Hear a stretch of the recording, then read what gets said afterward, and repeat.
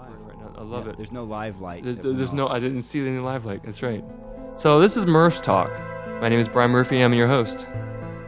Today we're going to be talking with Reverend Michael Anthony Howard. One thing about Michael you're going to learn here is he brings people together, and he believes in the collective whole. And he is a social advocate for climate change and for the greater good. Welcome, Reverend Michael. Thanks, Brian. I'm so glad you're here. And before we start today, I want to read a quote off your website. And oh man, you'll have this in the notes, but I want to read this because I want to start with this quote you got here. Okay, building communities of justice, joy, compassion, and peace. Let's talk about that a little. Okay, yeah. Wow. Oh, thanks, Brian. It's great to be here on your first Murph Talk. Yeah. It's pretty awesome, isn't it? Yeah. I don't think I would have anybody else except for you on this first talk. Yeah. I wish I had the details of the hymn that those words come from, but they're Shelley Murray wrote those words as part of a hymn in response to humanitarian needs globally. So communities of justice, joy, compassion, and peace. As a way of understanding what faith and spirituality is supposed to be about. And so, the sake of us, living together in such a way that we can create spaces that are places of justice and joy, compassion and peace. And so, building communities where that's the fruit that comes out of it. It's pretty awesome. Yeah. So, I want to talk about the event coming up. Yeah. And now let's go delve into what this collective whole means.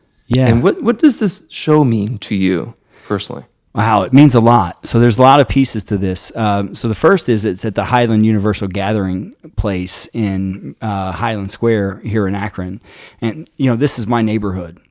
So part of the work of, that I do as an interfaith organizer, I always kind of bring it down home to, because a lot of times our ideas about justice or equity or any other kind of big ethical issues are in our head, this brain space. And I want to bring everything back down to look at the neighborhood that we live in and ask what the quality of life is. And the work that we're doing is to try to build a society that works for everyone. So for the well-being of everyone, for the well-being of all. And so the Highland Universal Gathering Place, is a newly restored, continuing to be restored, old. It used to be a synagogue. So Temple Israel used to inhabit that space, and now they moved on. They have another space, and for a little while, that building's sat vacant. But the vision that brought that building into being was, even though it was rooted in a Jewish tradition, the whole thing was about bringing community together so that we can live and love together and learn how to live together well. So re-inhabiting that space for the sake of the arts is a really beautiful vision. And so I've been invited to be part of the future of what that space is going to be. And so in my work as an interfaith organizer, the Summit of Sustainability Alliance is a local organization that's came together with various different organizations, companies, businesses in the community who collectively wanted to see us work on sustainability together. And that vision is exactly the kind of work that I'm doing. So I partnership with Summit of Sustainability Alliance, SOSA, is an example of a really fruitful relationship of a collective of people who are leading in trying to create sustainable change in our community. So examples are the people that you would expect, like the Conservancy for the National Park or the Akron Zoo, but also Bridgestone and Goodyear. There are other organizations in the city, in Akron, in Summit County, that care about sustainability, even if their business doesn't seem to fit inside that model. So they've come together to try to implement this. And one of the examples of something they've done this year, so they initiated this Life on Land initiative, which again is to try to help reach the UN Sustainability and Development Goals. Their Life on Land initiative, which is really about the human element in the ecosystem. And so we have our history up till now has been very destructive.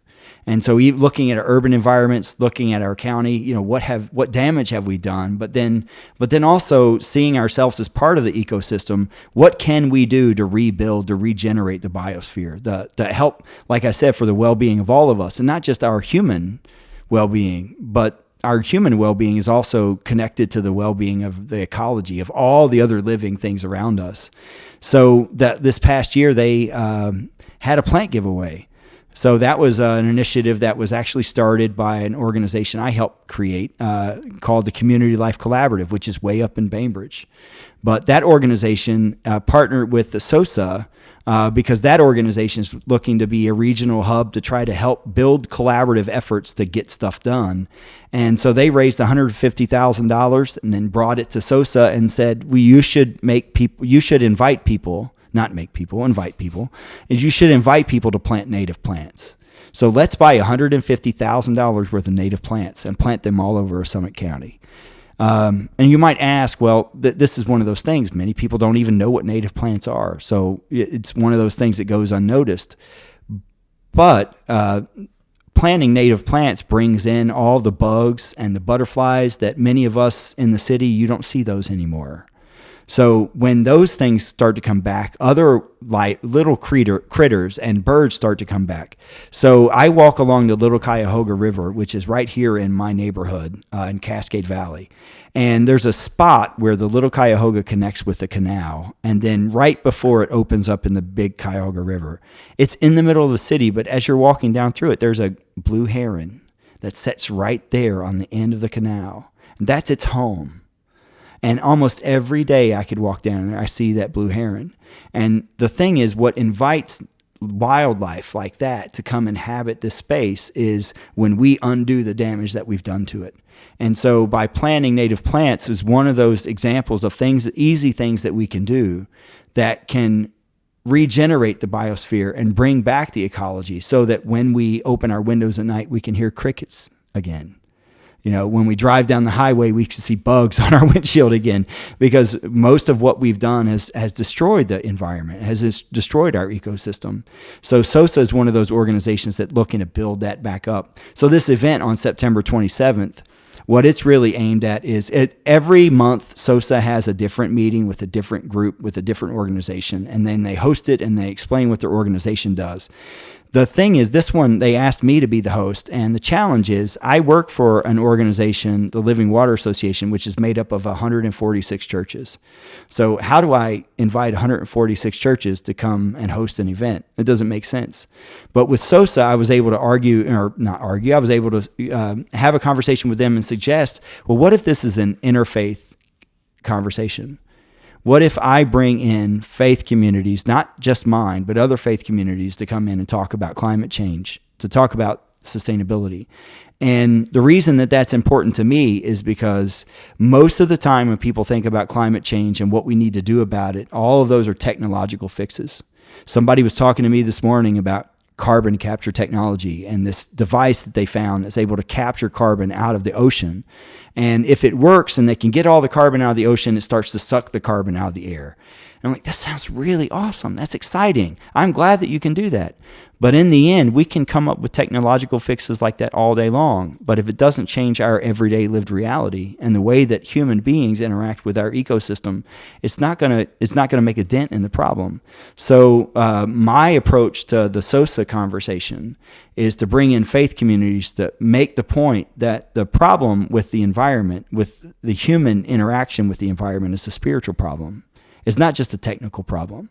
We've got to change the way that we see ourselves in relationship to the rest of nature, to the rest of creation. So that's my spiel. That's what I'm hoping to see on the 27th, is on September 27th, is this conversation with this organization, SOSA, which is made up of all of these people who care about the environment. I want to tell them when they go back to their synagogues, when they go back to their churches, when they go back to their mosques, that they go back to listening to the spiritual call to come back to do this work. That this work isn't just something because they've got an itching to do something about the environment, but it's really a spiritual call for us to pay attention to the way that we live and how the way that we live affects the rest of the world around us. So let's remind everybody when this show is, and let's wrap this up. So Yeah. remind everybody. So September 27th at 1:30. I think that's a Wednesday. And so from 1:30 to 2:30 at the Highland Universal Gathering Place, the old the restored Temple Israel on Merriman. It's 133 Merriman Road in Akron. And it's SOSA's monthly event, but it's going to be an interfaith conversation with religious leaders about why the caring for the environment is a spiritual call. And then after that, we've got a gallery exhibit that's going to open up. They're going to do a reading and a showing of Scott Myers wrote a book called Eden Unburied, which is about discovering Eden in your own backyard. And so that's going to happen after. And so, yeah, it's going to be a great day for all of us that care about the same stuff to be in the same space together. And that's great. So they can also go to all events on your website, on events. Yeah, they can go to eventsakron.com. Yes. Yep, eventsakron.com, and you'll be able to see all the events that happen in Akron that are part of this whole thing. But the SOSA event will be one of those events that's on there. Yeah. And the acronym for this is called HUG. Yeah. That's the Highland Universal Gathering Place. The whole idea of the being together. Yeah. Tony Tropey, who is the one who bought the Temple Israel and is restoring it, him in conversation with folks, that's what they came up with. And the Highland Universal Gathering Place, Highland Square, that names the place. Universal means this is not a Christian thing. This is not a Jewish thing. This is an us thing. And Tony always likes to put the umlaut above the U, which makes a smiley face. That's kind of funny. But, he says it's a huge hug. And, honestly, that's how I see what a community center would be if it meets its full potential. It's people from all different walks of life coming together and not only giving each other a hug, but saying, hey, look at what we can do together. We just tipped the iceberg on what we could be talking about. So thank you very much for sharing, Reverend Michael. Yeah, really appreciate it. And that'll be interfaith conversation, so that's important to name. Yeah. Yes. It won't just be me as a Christian minister. We'll interfaith. Yeah, exactly. Lots of different religious traditions together, talking about spirituality and climate change. Yeah. Great. Well, thank you everybody for listening to Murphy's Talk. And until next time, have a wonderful day.